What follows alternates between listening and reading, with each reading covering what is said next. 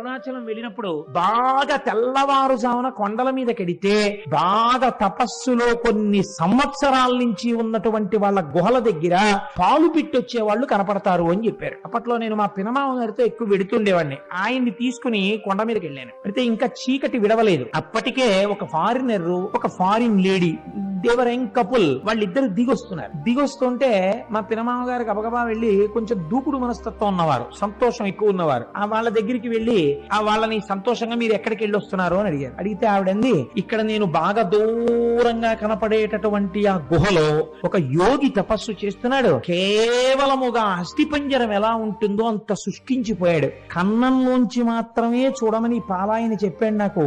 నేను కన్నంలోంచి చూశాను, కానీ నాకు ఆయన శరీరంలోంచి కొన్ని వేల వోల్ట్ల బల్బు వెలుగుతున్నట్లు కాంతితో నాకు దర్శనమైంది. ఇతను అక్కడ పాల కుండ ఒకటి పెట్టి వస్తుంటాడు ఒక పిడతతోటి. మరునాడు వెళ్ళేటప్పటికి తాగి ఖాళీ పిడత ఉంటుంది, తాగకపోతే ఇంకొక పాల పిడత పెట్టి వచ్చేస్తుంటాడు. అటువంటి తపశ్శక్తితో ఉన్న మహాపురుషుణ్ణి చూశాను అంది ఆవిడ. అంటే మా పినమామ గారు ఆవిడికి వెరీ గ్లాడ్ మా దేశం వచ్చి మీరు ఇటువంటి చూశారు అని ఇలా షేక్ హ్యాండ్ ఇచ్చారు. అంటే ఆవిడ షేక్ హ్యాండ్ ఇవ్వకుండా ఇలా నమస్కారం చేసింది.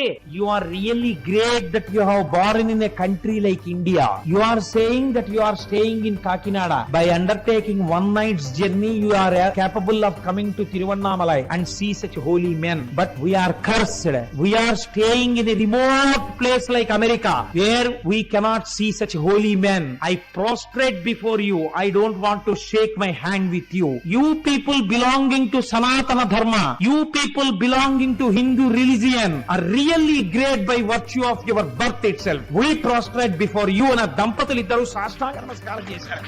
కేవలం సనాతన ధర్మంలో మనం పుట్టినందుకు, పుట్టలేకపోయామని ఏడ్చి వాళ్ళు సాష్టాంగ నమస్కారం చేశారు. ఇటువంటి అమృత భాండం, ఇటువంటి ఐశ్వర్యవంతమైన ఇంట పుట్టి అడుక్కు తిన్నవాడు ఎంతటి అయోగ్యుడో, ఇటువంటి సనాతన ధర్మంలో పుట్టి దీని మీద విలితి ప్రసంగాలు చేసేవాళ్ళు అంతటి అవివేకులు.